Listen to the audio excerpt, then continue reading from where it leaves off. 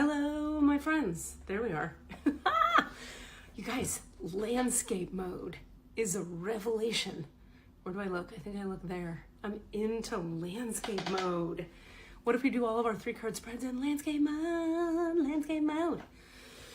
I have a really interesting 3-card spread for us here today. Day 14, 15 of 30 days of 3-card spreads. It'll say here or here or here. When you see this, I'm sure it already says that here or here or there or here. I can't remember right now, but I'll look it up before I post. I think I look here. That's where the camera is. Where does the old lady look? Okay, I've got a 3-card spread for you. Day, whatever the hell we are on 30 days of 3-card spreads. So, interesting one because we have 2 reversal cards. In the recent, oh my God, I'm obsessed with landscape mode. Where have I been? I miss you and I love you, landscape mode. You're mine forever. Okay. Oh my God, so much room. Okay. In the recent past, there's been a bit of a dry desert on some front. In the present moment, the rock bottom card reversed, twist, and the outcome card is the Golden Palace reversed. If you remember, we had the Golden Palace yesterday, I think, in our reading, and the rock bottom card. So here we are again. It's not surprising. I shouldn't act surprised every time we have repeat cards because, you know, themes in the 3-card spreads take time to resolve in your life, right? Because things don't. I'm just going to look there as if that's where I should look, and we're going to find out when I watch this back where I should have been looking. This is me looking at the camera. That's me looking in the upper right corner. That's me looking at the go button. This is me looking at my eyes. Okay. Cards will show up in a repeat manner if we're reading every single day because the themes you're working with aren't going to resolve themselves instantaneously. Dry Desert cards showed up in a spread for me, myself, yesterday. Very interesting. And if you listen to my podcast, All the Answers, we did a 3-card spread for the group of people that are listening to the podcast. You'll hear that episode, I think 2 Saturdays from now, and we got in the records that it was relevant for you 2 Saturdays from now. So there's a really cool 3-card spread in that as well. Okay. And Cassidy and I do improv on the episode, so you don't want to miss that. In the recent past, dig deep for inspiration and truth. Now is the time to become resilient and adaptable. Is your life presenting you with opportunities that seem to yield nothing? Have your ideas dried up? Does it feel like you're on an endless journey through a dry, hot, lifeless desert? Always my favorite line. This card reminds you that there are times when you're meant to become resilient as you journey through harsher circumstances. You're being required to conserve your energy until after consistent effort, you reach the oasis you're searching for. Consider the creatures that live in these conditions. They've adapted to thrive in spite of the outer the outer environment.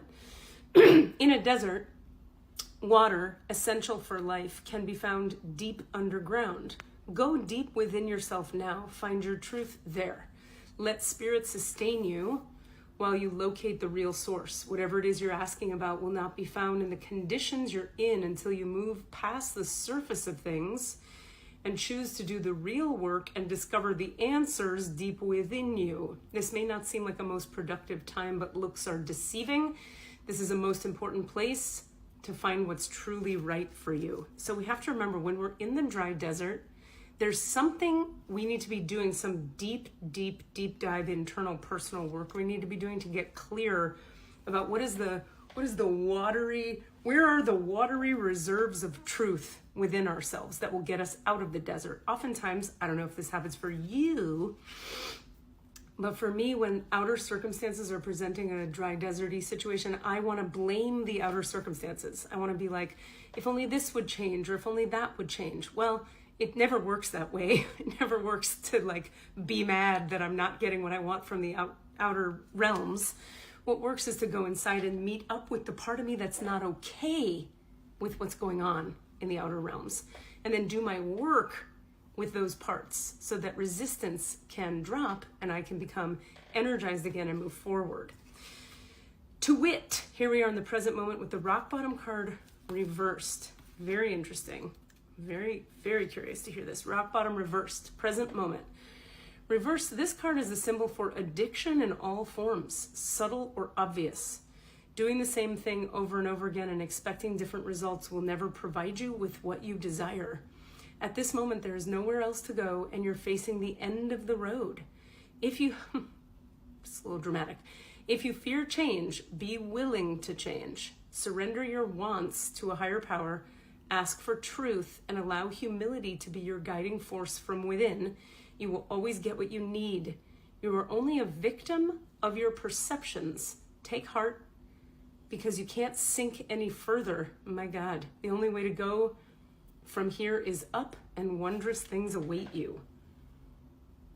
Okay, wow, this is a deep spread. So in the recent past, right, we've been asked and encouraged by the circumstances of our life to become resilient and to go deep within ourselves, to do the work, to find out what's really going on. Why the dry desert?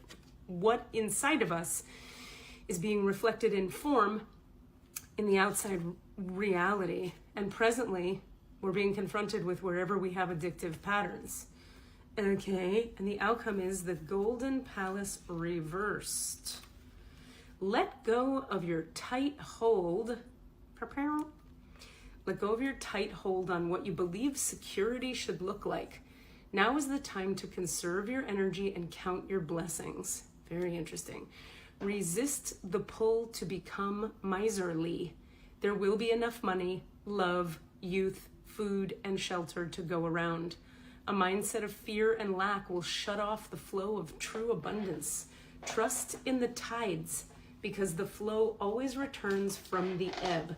Chop wood, carry water, as the Chinese proverb says. Practice faith, and the treasure will be revealed. In fact, you'll find it in plain sight. I need to read that whole thing again. Let go. This is the outcome. I'm seeing for how long? 3 days. Let go of your tight hold on what you believe security should look like. Now is the time to conserve your energy and count your blessings. Resist the pull to become miserly. There will be enough money, love, youth, food, and shelter to go around. A mindset of fear and lack will shut off the flow of true abundance. Trust in the tides, because the flow always returns from the ebb. Chop wood, carry water, as the Chinese proverb says. Practice faith, and the treasure will be revealed. In fact, you'll find it in plain sight. Wow, really interesting. This can be sort of a terrifying card, but let's not let it scare us, okay? It's talking, the card says, like, this is a card about, the present moment is about addiction in all forms. Remember that addiction can be to patterns of thinking, to habits of behavior, to compulsivity, to fear, to control. So it's good news when we're reminded that our addictions are up, because all we have to do when our addictions are up are feel into the vulnerable feelings we're avoiding with our addictive behavior. Vulnerable feelings can't kill you. They can only feel uncomfortable in the short term, and then pass through you and make you feel back to wholeness in the long term. So feeling our feelings, not a bad thing. Addiction's entire aim is to keep us from feeling our feelings. But when you practice feeling your feelings consistently, you start to realize it's not so scary. Like, it's not the worst thing in the world. And if it is the worst thing in the world, that just means you have a little trauma, and feelings are terrifying because you've been through stuff that made your feelings terrifying. And that is not your fault. That is something that happened to you in childhood, or last week, or 4 years ago, or whatever. So if it's very hard for you to be present to your feelings, which takes you into your addictions, that's okay. That's where you can get some help and support to practice being with your feelings.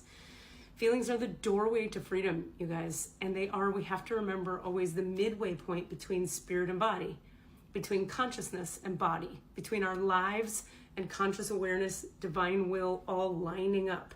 Feelings are the midway door. You can think of spirit as being like air.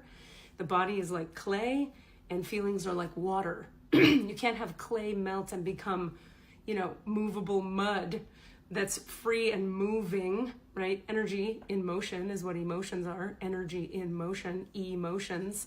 We can't have the clay, the density of us, become more fluid and open and receptive, and therefore successful and satisfied and happy and peaceful, if the waters of the emotions are not allowed to intermingle with the air of spirit. You got to bring air and water together, and then you soften the